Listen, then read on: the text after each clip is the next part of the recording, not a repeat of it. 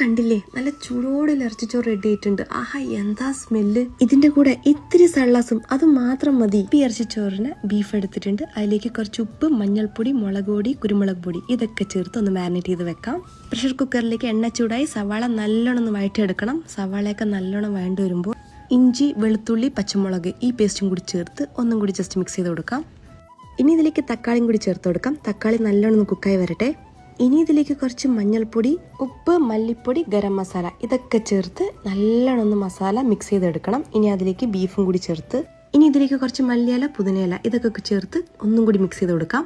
ബീഫിന്റെ സ്റ്റോക്ക് ആവശ്യമുള്ളത് കൊണ്ട് കുറച്ച് വെള്ളം കൂടി ചേർത്ത് കൊടുക്കാം. ഇനി ഇത് ബീഫ് നല്ലോണം കുക്ക് ചെയ്തെടുക്കാം. അതാ ബീഫൊക്കെ നല്ലോണം കുക്കായി വന്നിട്ടുണ്ട്. ഇനി ഇതിൽ ബീഫും ഈ സ്റ്റോക്കൊന്നും സെപ്പറേറ്റ് ചെയ്തെടുക്കണം. ഇനി ഒരു പാനിലേക്ക് കുറച്ച് എണ്ണ ചൂടാക്കി സ്പൈസസ് ആഡ് ചെയ്ത് കൊടുക്കാം. ഇഞ്ചി, വെളുത്തുള്ളി പേസ്റ്റ്, ഇത്തിരി ഉള്ളിയും കൂടി ചേർത്ത് നല്ലോണം വഴറ്റിയെടുക്കണം. അതിലേക്ക് ഇനി ബീഫിന്റെ സ്റ്റോക്കും കൂടി ചേർത്ത് കൊടുക്കാം.